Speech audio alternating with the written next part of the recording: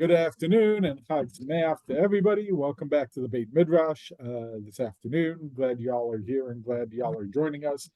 For those who just like to watch the YouTube videos and don't act and aren't on my email list, with it being Pesach right now, we don't actually go on in the next Torah reading. So we are skipping Rabbi Sacks' commentary this week. We'll resume next week with Parshat Acharei Mot, which we'll read next Shabbat, but there's a special reading for Pesach. But instead, and this is where I'm going to have to apologize and do a little al-chet here. I had emailed an article out that is a Yizkor sermon written that was presented by Rabbi Norman Lamb, who I mistakenly said in the email was Rabbi Morris Lamb. Rabbi Morris Lamb was Maurice Lamb was a former author and teacher at the rabbinical school at Yeshiva University.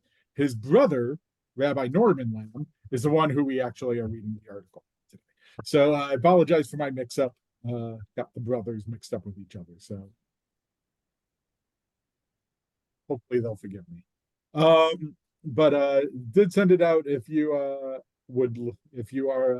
following and you'd like a copy of the article, send me an email if you didn't get it, and I can send you the article, and then we can this discussion might make a lot more sense if you're watching this on YouTube later. But in the meantime, wanted to still follow the same basic concept and see if there was any initial responses or thoughts or reactions to Rabbi Norman Lamb's article, Those Who Live and Those Who Live On.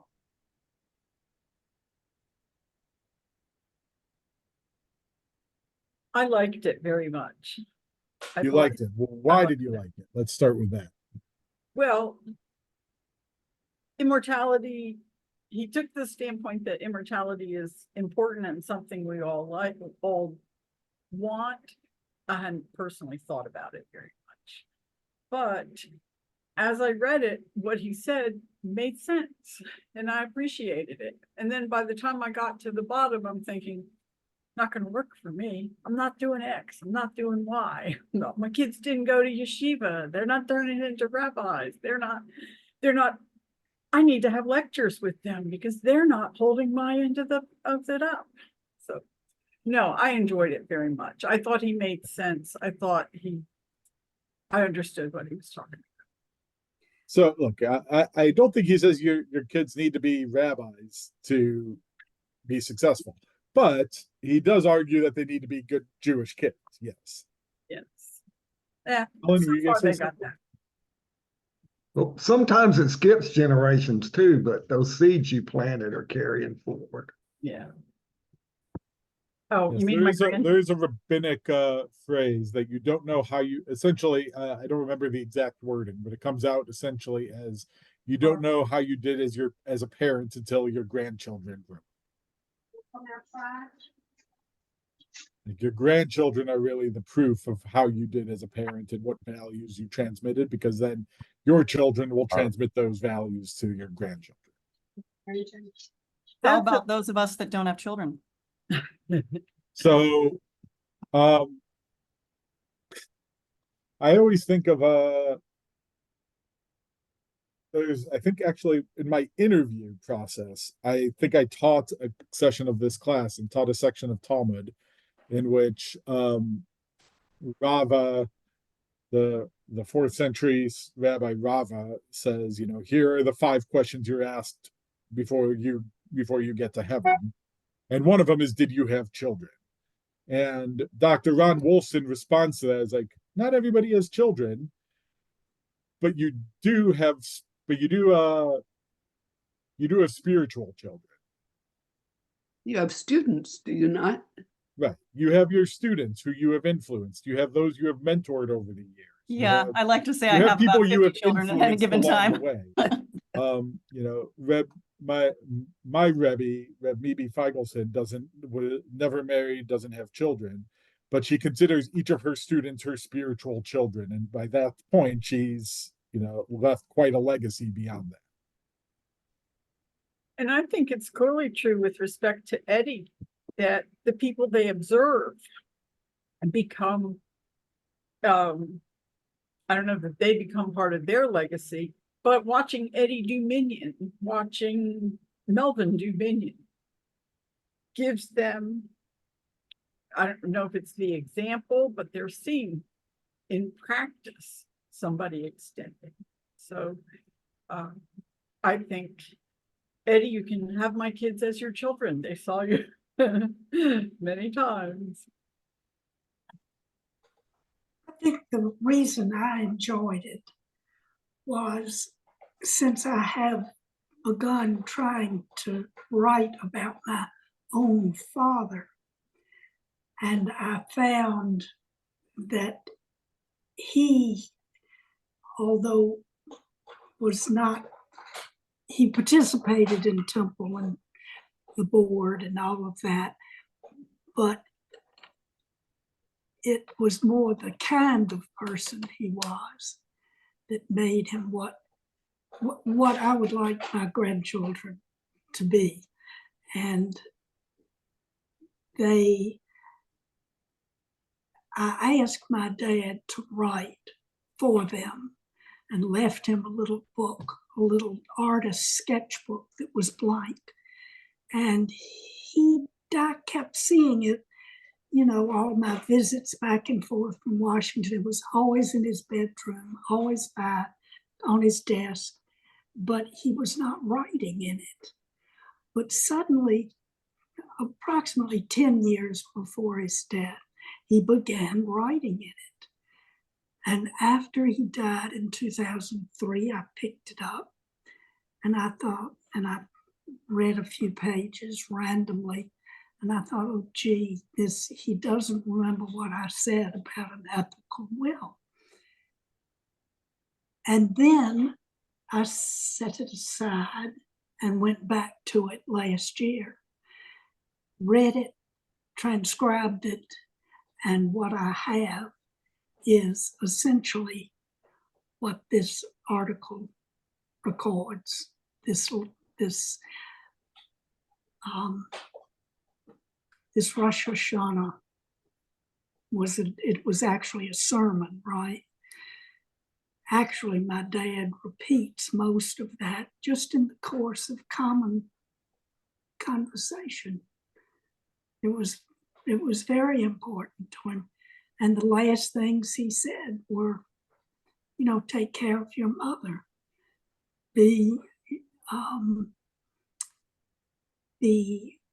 Let's see, what was the other one that he had Alzheimer's and he was very repetitive, but that just made it all the more effective. He said it not once, but twice, 3 times, 4 times.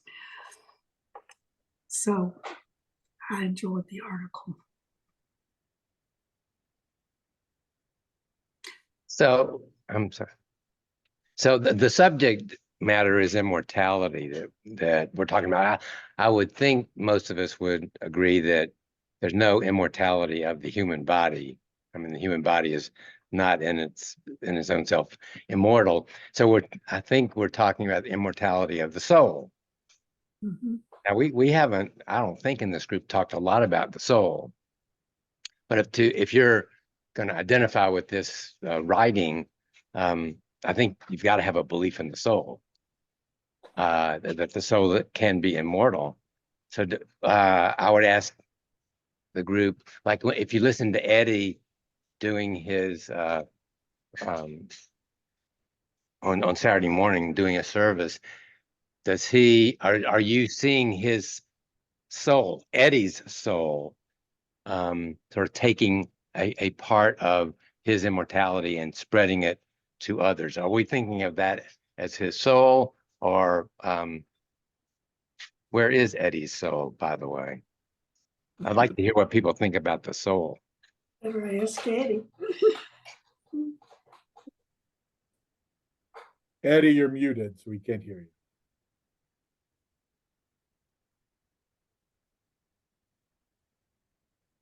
Okay. I think my soul is where other people are seeing it, actually. If that's where you see it, then that may be where it is. And I do see that somewhat in that I didn't know my great-grandfather. My great-grandfather was not an ordained rabbi, was considered the congregational rabbi. And although I have some of his writings in his prayer book, he didn't live to see any great-grandchildren or anybody in my generation. So maybe I am carrying his soul forward. I'd like to think that just based on what I've been told about him by my mother and my mother's sisters. Well, I mean, the natural tendency is for people, the memory of people to fade.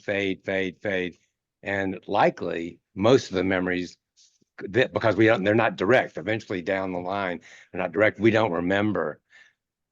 We do in my family. I mean, Carl Friedman as an example, we really make a big effort to specifically mention his name at all of our get-togethers, and we keep his memory alive in that sense. But there's still, the vast majority of our family still remember him personally. But give a few more generations, and I'm not sure how that'll continue on. But I think it's more than just the memory of that person, because the way they carried forward their beliefs and carrying Torah forward to the next generation, just by carrying that forward, it continues for generations that may not have known you because those values have carried forward.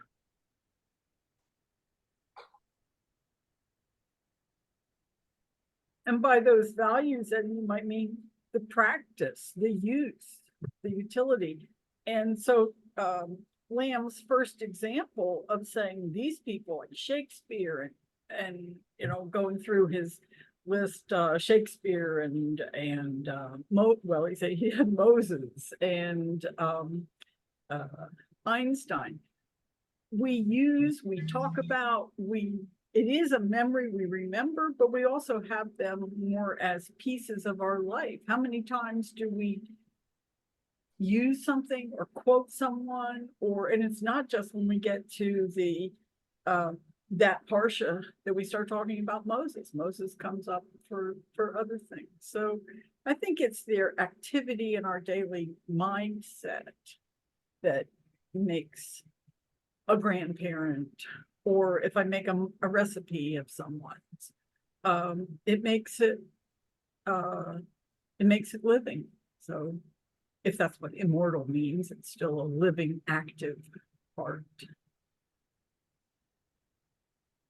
And at the end, of the end of Lamb's writing, when he talks about Rabbi Yehuda Hanassi after his death, I think there's a sentence there where he says, and he was immortal. So he was immortal like 2 days after his death, or the next Shabbat after his death, when he showed up for Friday night. I thought it took longer than that to be recognized as immortal, but okay, if it what he was talking about. I have a straight question. I didn't look up Rabbi Hanassi's biography, but when he's passing away and he's talking to his kids, how old are those sons at the time? And did he only have sons, or did he have daughters who didn't get spoken to? But how old were the kids? So I don't remember. He was older when he passed away. I don't remember exactly how old he was, but he was older, so his children would have been grown for the most part.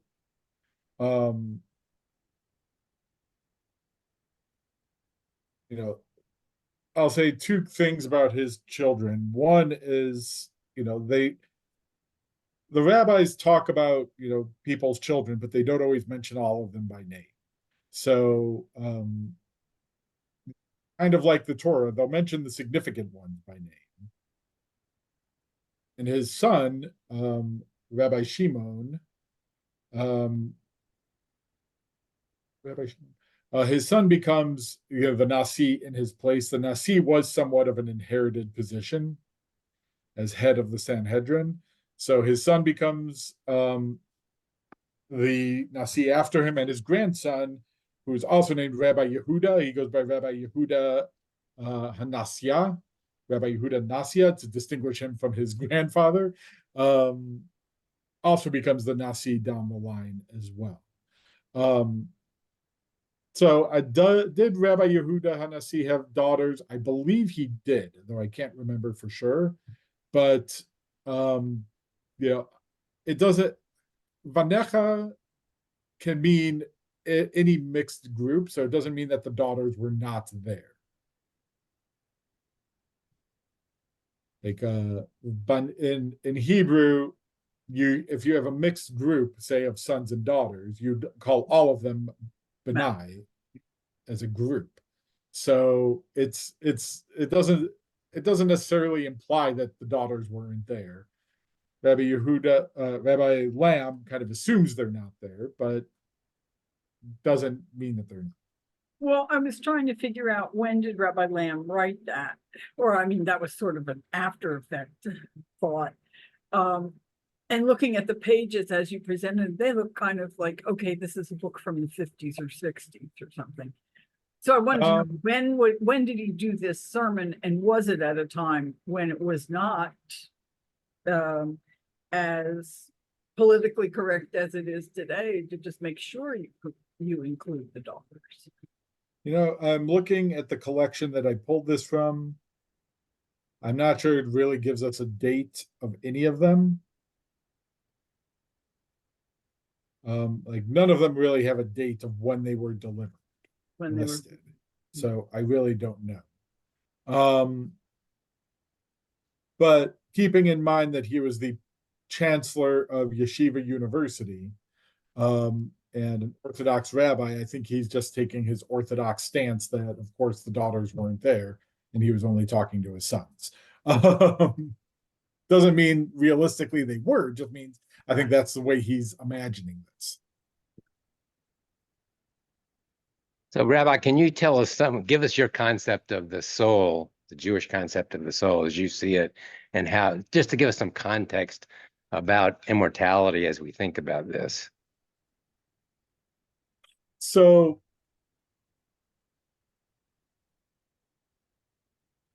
not the super easiest question to answer, but I'll do my best. I'll say kind of a couple things. One, Judaism definitely does believe in this concept of a soul, of a neshama, that is given to us by God. And if you want to go really deep down the rabbit hole, I think I've talked about this before. There's actually 3 levels of soul. There's the nefesh, the ruach, and then the neshama. And the neshama is really what animates us as Jews, so to speak, at least according to the Ari, Rabbi Isaac Luria. But without going down that rabbit hole, the concept is essentially, that the soul is the part of us, one, that distinguishes us from animals, and 2, that God gives us. And so, one of the metaphors they use for the body and the soul is a candle. Is that the body is the candle itself. A candle that's not lit, that doesn't have a flame, is kind of useless. It doesn't actually have a purpose. Similarly, our body without the soul is just kind of useless. It's purposeless. It can't do anything. The flame of the candle is what makes the candle useful. Similarly, the soul is what makes us useful, what makes us be able to do things in life. But the flame can't exist without the candle. So your soul needs the body for it to have purpose. Otherwise, it's just kind of this abstract spirit that can't actually do anything in this world. Does that make sense to some extent? Now, what happens after we die, that's a whole nother question of what happens to that soul afterwards.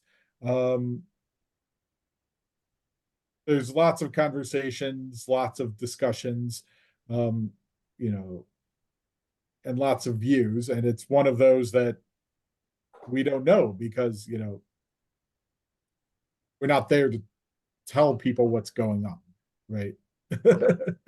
So, but the idea is that the soul lives on beyond the body, and depending on your point of view, either returns back to God or resides in some heavenly paradise, or there is a view of reincarnation in which, you know, the soul comes back to a new life to be able to continue on that way. Some sense, by the way, that's also why Ashkenazi Jews name their children after deceased relatives, because in some sense you're kind of hoping that soul is the one embodying that new baby and living on through this new child.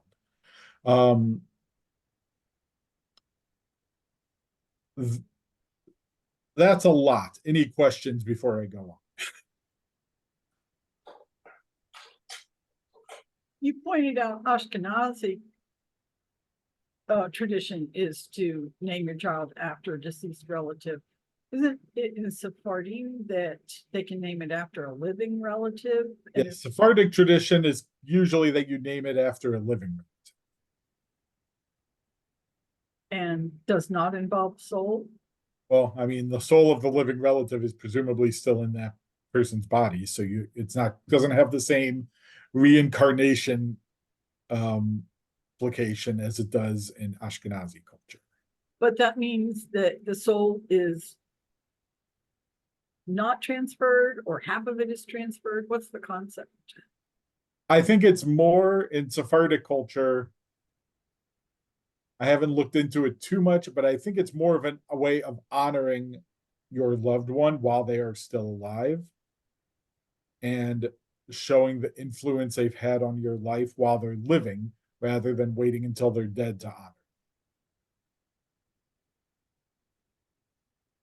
By the way, this is also why you cover up all the mirrors in a Shiva house.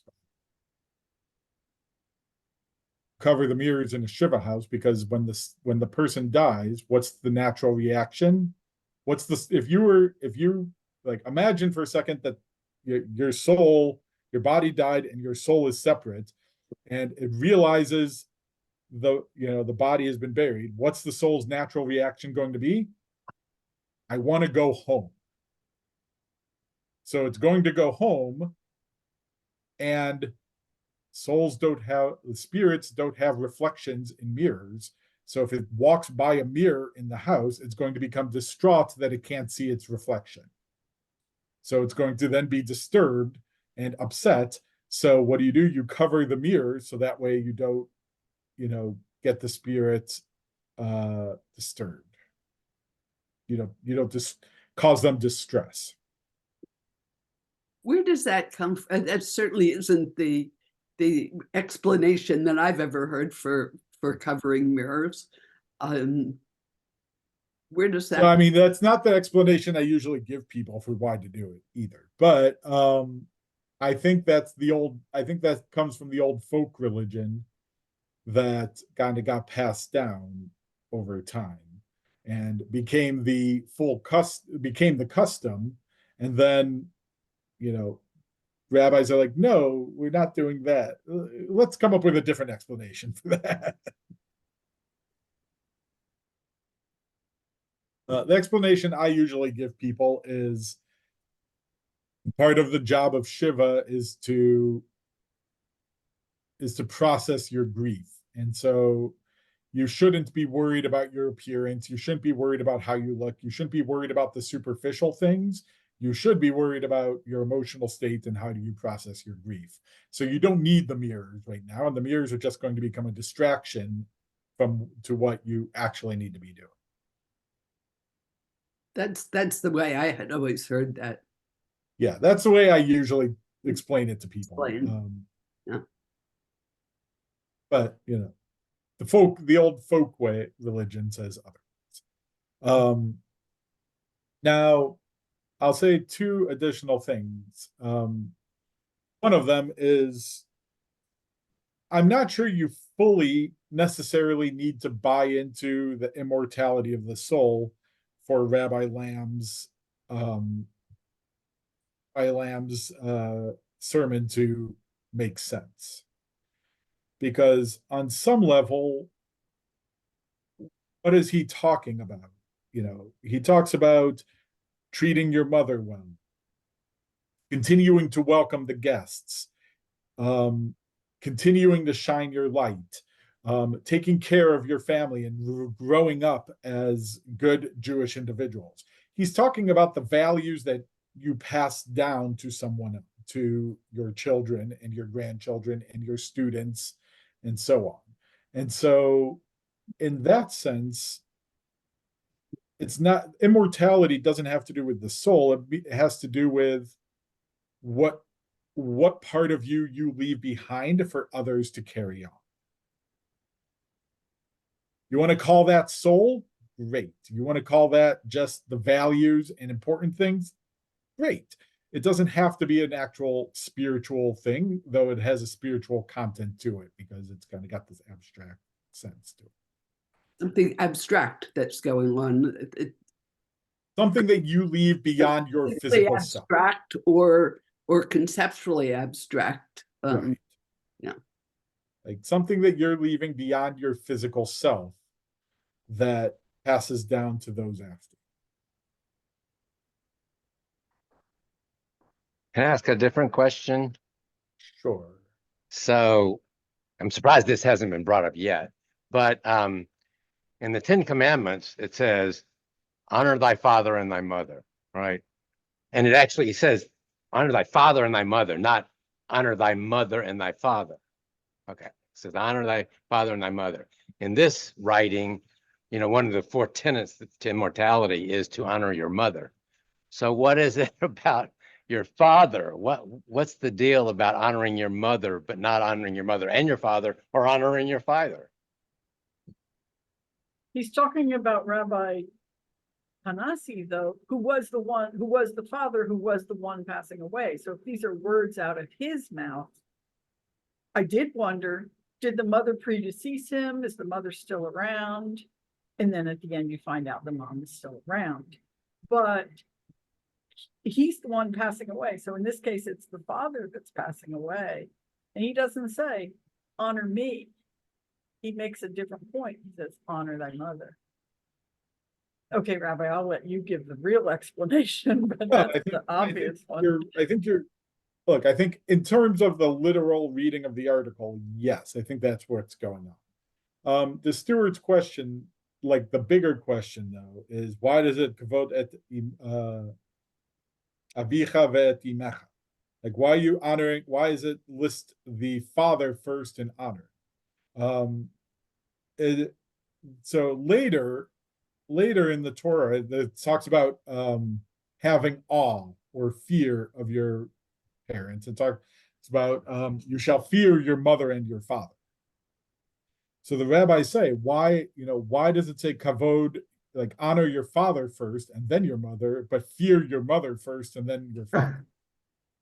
And the response they give is interesting, is that it's more natural and easier to honor your mother. People have a different connection with their mother as the one who birthed them, that it's easier to honor her. So therefore it says to honor your father first, because that's the more challenging one to show honor to. So, and then flip is that when it talks about having awe, it's easier to have awe of and fear of your father. So therefore the Torah tells us to fear and have awe of your mother, because that's the less natural reaction. So that's why that one is listed first there, because you have a different level of awe and way you look at your father that you need to look at your mother in the same way, but that's a less natural way to do it. So what are the Hebrew words that you're using? Kavod is honor, and yirah is Awe. awe or fear. That's awe and fear, right? Yes. So you can kind of read it whatever way you want to. And Depends a little bit on context, but yes. Yeah. I feared my mother more than my father. That's why I never feared my father. He was too laid back. So. Well, yeah, every family's a little different, but I think, in general, we're more afraid of our fathers, especially in older generations in which the fathers were the disciplinarians. We have a greater fear of our father than our mother, so therefore that tells us to fear our mother also. But it's easier to honor your mother, so it tells us to also honor your father in the same way. I'm with you, Eddie. My mother could shut down anything with a little look. Yeah. Same. I'm not. So my father was a disciplinarian. So, My husband always likes to joke that when his mom would say to them, "Just wait till your father comes home," they'd be like, "Please." Can't wait for him to be home. I did have one family when the father passed away a few years ago. The kids told the story how they did something that got in trouble, and their mom looked at their father and said, she's like, I'm tired of always being the bad guy. You go up there and deal with them. So he's like, okay. So he goes up to the boys' rooms and goes, just play along, and starts like banging on the bed because he couldn't bring himself to actually do anything. He starts hitting the bed and they're like, ah. She's like, did you deal with them? He's like, yeah, I dealt with them.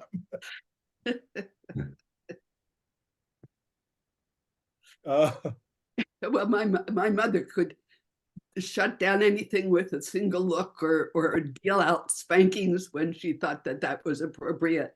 The strongest thing, my father's way of dealing with things was to get exasperated and say, "Go brush your teeth."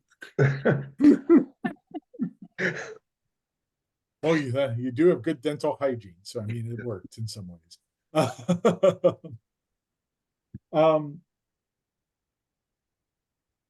So look, he does, Rabbi Lamb does give concrete advice here.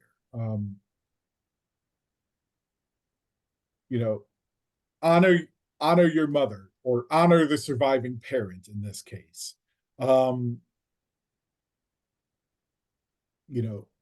Grow up and have good, become good, faithful Jews altogether. Continue inviting the poor and continue making the table the way that I always did, and honoring and bringing in, welcoming guests and bringing in those who need it, and sharing Torah, and continuing to share the light that you have as can you continue sharing the light that you share and brighten up the world with it. So, thinking about it, do you agree? Like, are those the 4 keys, or do you have other keys that you'd be like, I wish he would have said this, or I would have included this instead?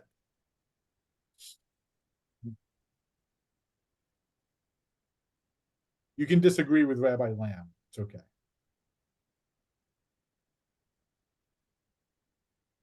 You're kind of catching me off guard. Maybe in 3 weeks I'll think of something, but I really think he covered a lot in what he was talking about. I appreciated that he was pointing out valuable pieces of information.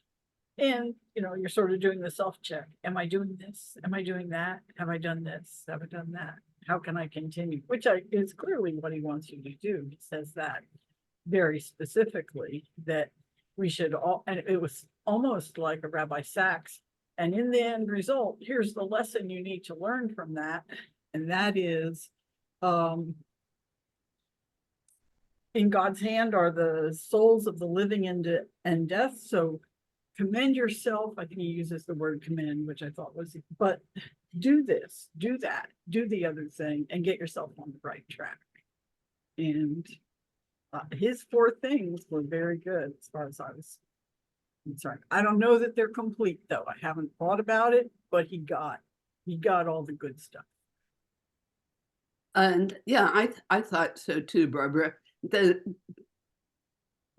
Stuart's question about the soul raises for me, and you're talking about what it means to have a soul, raises for me the question of what are we doing with the mourner's Kaddish? Excellent question.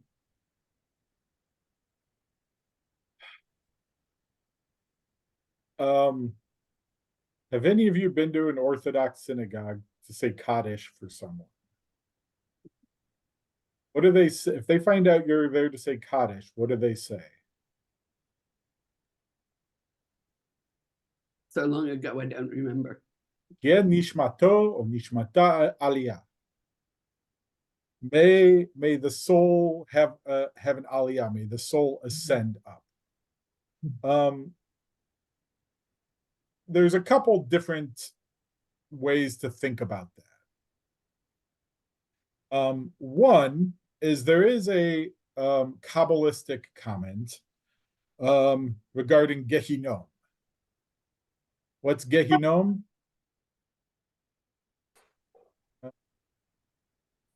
Excellent. So Gehinom seems, according to archaeology, to be an area outside of Jerusalem. It's a valley, Gehinom, which is a valley outside of Jerusalem where it appears there was a long practice of child sacrifice. They have found many children's skeletons there in archaeological research.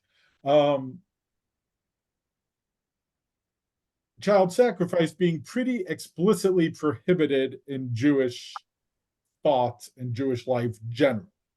The Torah is a little bit challenging in that respect, but the rabbis are pretty clear that child sacrifice is prohibited. So Gehinom or Gehinom becomes kind of this synonymous with evil and horrors and all these terrible things. So much so that Gehinom, or Gehenna, as you'll sometimes hear, becomes this kind of hell-like place in Jewish thought. Think of the old classic fire and brimstone kind of idea. Now, what does this have to do with anything with Margaret's question? I'm so glad you asked. So there is a concept. I actually think I read it in the Talmud yesterday. That, and the Kabbalists have this too, that every soul goes to Gehinom ultimately, but they don't view Gehinom as they don't view it in the same way as Christians do. It's not a punishment necessarily. The best explanation I've heard for it is that it's a smelting pot. So anybody know anything about metallurgy? No? No. Barbara? You melt and blend in a smelting pot. So smelting, particularly with precious metals, if you say you take gold out from the ground it's usually not pure. There's usually things mixed in with it just because of nature. So if you want to get the pure gold, what do? You smelt it. You melt it down, and when you melt it down, depending on the particular impurities, the impurities either rise to the top if they are less dense than the metal, or they sink to the bottom. But either way, you're able to skim out the impurities and you're left with the pure metal. And then you can start making pure gold out of it, because now you have the pure metal without any of the other stuff in it. Thinking of it that way, Gehenna is a smelting pot. It assumes that in the process of living our lives, we are going to have impurities that just kind of get stuck to our souls. Not necessarily. Sometimes it's because we've messed up. Sometimes it's because we made bad decisions. Sometimes it's just the product of living in an imperfect world, that things happen, and it just kind of, our souls kind of absorb a lot of it over time. So when we die, the soul goes to Gehenna to be purified. And essentially, yes, is it like a fire and brimstone? Yes. But the idea is that you're purifying the soul and burning off all of the impurities that it may have gathered in this world, so that afterwards it can then ascend to heaven as a way of returning to paradise after it's been purified. So Gehenna is not permanent. And according to the Kabbalists, the longest period, I should back up for half a second. How long you're in Gehenna depends on how long your soul needs to be purified. So the more impurities you have, the longer you will be there. And in the Kabbalistic mind, the longest period you would be there is 12 months. Which, by the way, is also why we say Kaddish for our parents for 11 months. I'll come back to that in a moment. But those who are living, those who survive, can help the process by saying mourner's Kaddish. By saying mourner's Kaddish, you help speed up the process so that the soul can ascend to the heavenly realm and to Gan Eden and paradise and all that. So Kaddish, in that sense, has a spiritual role of helping them ascend quicker. So the more you say Kaddish, the quicker they go up. Which, now coming back to why do we say Kaddish for 11 months for our parents? We want to help them get there as quickly as we can to honor them, but not for a full 12 months, because we don't want people to think that they're so wicked that they needed a full 12 months in Gehenna to be there, which is why it's 11 months. You stop short. You try to do as much as you can, but you stop short of thinking, they're really that bad that they need a full 12 months.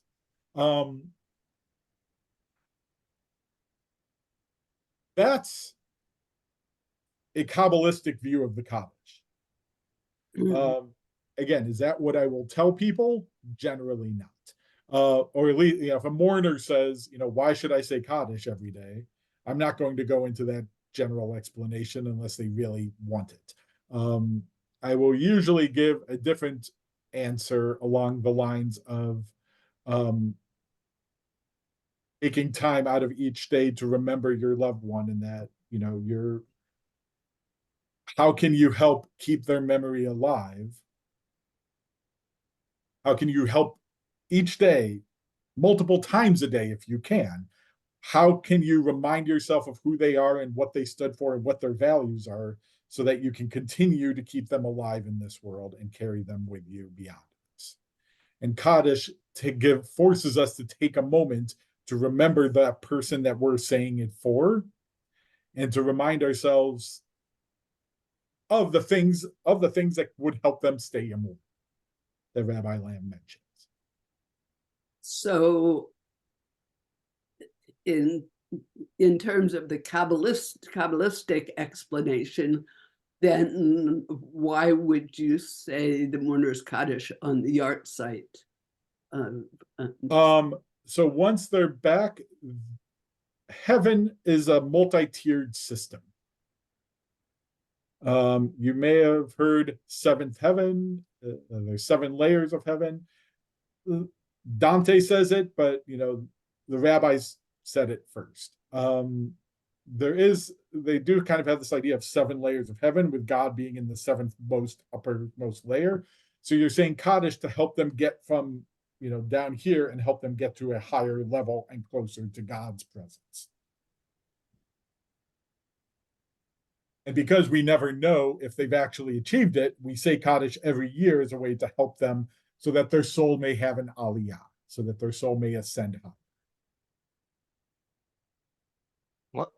When we read the Kaddish list, isn't it typical sometimes to end with the phrase, may their soul be for a blessing? Or something like that? I'm not sure I'm saying. Yeah, I mean, usually the phrase is zichrono or zichrona livracha. Yeah. Zichrono livracha, may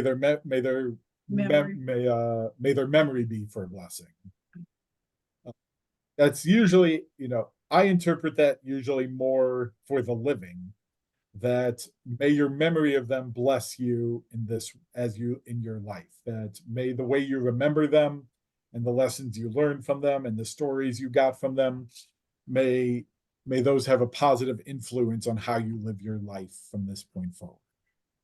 I think that's how maybe I always interpreted it, except that based now on this new, to me, Kabbalistic stuff, it seems like that statement is, as you were answering Margaret's question, every time you're saying it, you're helping them specifically to get to the higher level. And I don't know why I had translated it based on what we're talking about today, that we're working on the soul rather than the memory. But yeah, I also generally translate, I do think there's another phrase that we say that I think is more interesting, which is Tien nishmatot tzurura b'tzurura chaim. May their soul be bound up in the bonds of life. Which I think plays a little bit into what Rabbi Lamb says as well, but also into how I interpreted, zichrono livracha, that may their soul be intertwined with the soul of those who are living. That may the things that they valued, the things that they taught you, the lessons they leave you, be intertwined into your soul and bound up in your life as well.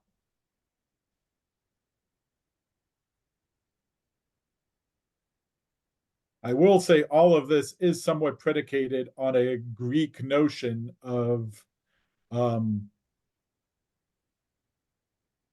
the separation of body and soul, as if they are 2 different entities.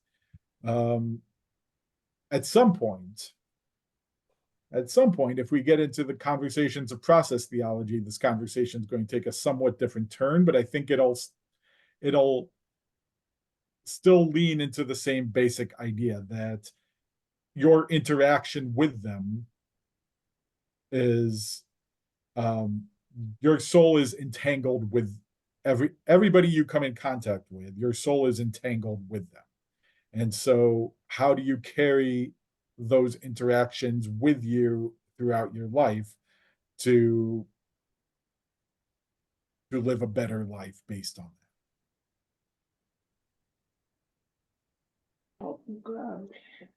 A last comment I make, at the Seder, we had just people were talking, and some people were looking at their children and say, do you know my child only makes 91s on this test? He could make a 93 on this test. And it got me thinking, is that what you need to become a good person? To make a 91 versus a 93? So when you read what we were talking about today, anybody can do the 4 things that are mentioned. And you don't have to be a brilliant psychologist like Margaret, or a brilliant geologist like Barbara, or have a voice like Christine to be able to get into heaven, or to be a very good person. So yeah, intelligence is overrated. it's right. It's only looks that count. There's a story. I I shared it. I don't remember if I shared it this high holidays or if I've shared it in the past. I might share it again in the future. Of a well-known, very pious rabbi who passed away, and they show him his place in heaven, and he goes, who's going to be next to me? Like who am I going to be learning with? Who's going to be with accompanying me in heaven for all eternity? And God says, well, you want to find out? He says, yes, I want to. I'm curious. And so, God takes him back spiritually to this, poor little shoemaker's shop. And the rabbi says, I've studied Torah all this time and I've done all these mitzvot, and this is who I'm going to spend eternity with. The angel kind of says, just watch. And so they watch, and the guy spends all day making shoes and selling them. And then when he closes up shop, he spends all night fixing the shoes for the poor people who can't afford to pay him for the shoes. And then under cover of night, returning the shoes to the poor people, completely fixed. To which the rabbi says, I'm not, the conclusion of the story is the rabbi says, I'm not fit to sit next to this person.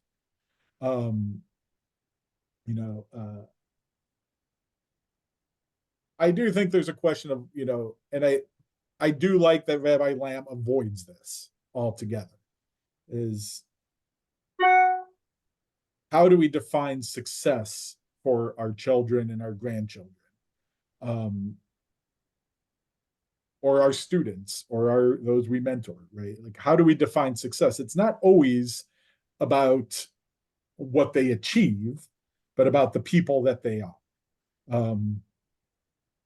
Somewhat differently, it's a tale of two fathers. Growing up, we'd come home with a 98 on a test. And my father's reaction would be, Why didn't you get 100? 100. what happened to the other 2%? Which, by the way, for the record, was exactly what his father used to tell him growing up. So, I don't blame my father. And I suspect my grandfather used to get the same response also. And then, my wife tells a story of one time in high school where there was a test that she was working really hard. She was studying for this test. She was up late. She was going through every note that she could. And, the next day she comes back and her parents are home, and they're like, how'd that test go? And she goes, oh, I got a B on it. And her mom's like, a B? What do you mean a B? Yeah, and she's going, and, why didn't you do better? And her father takes the test and puts it up on takes a magnet and puts it on the refrigerator. And her mom's like, what are you doing that for? He's like, because I know how hard she worked for that B. And I'm proud of her for doing the best she could to get the B that she got. So,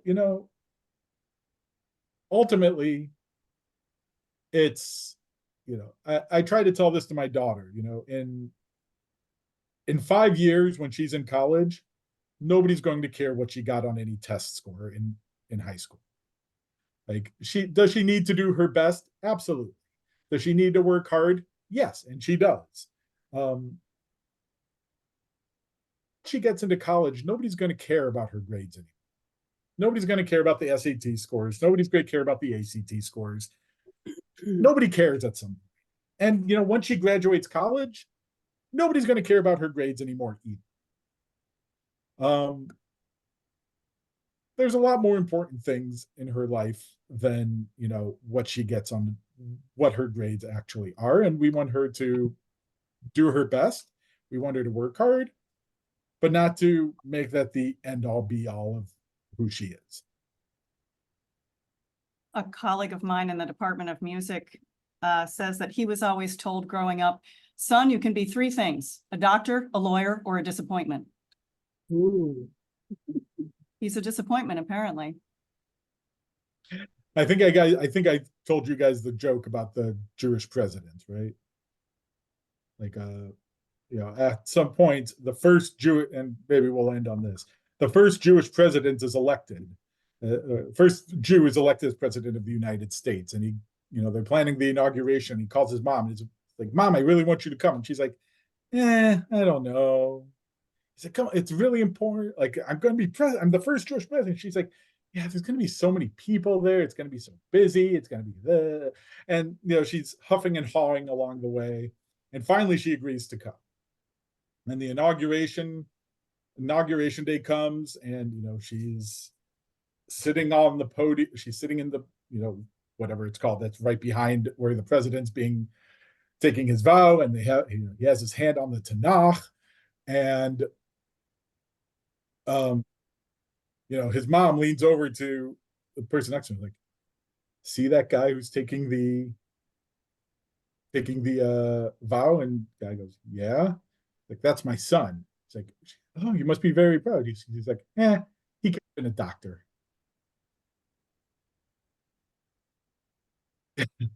How do we define success? I think one part of it is, how do we define success?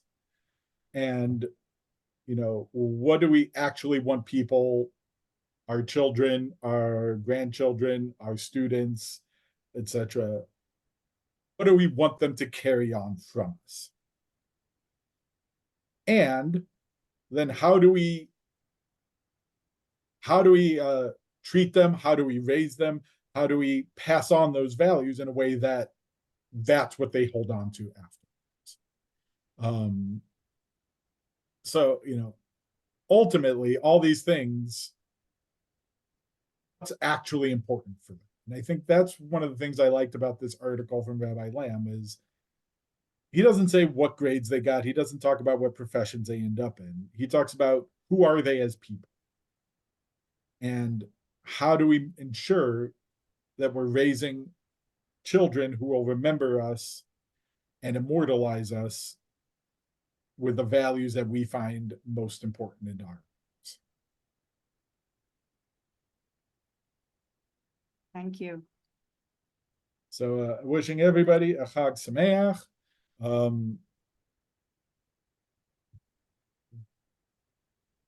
Yisker will be on Monday. I'm not going to recite this sermon because that's plagiarism, but I will figure out something hopefully meaningful to say along the way as well. But wishing everybody a wonderful rest of your Chag, rest of Pesach, and we'll be back next week and return to Rabbi Sacks next week.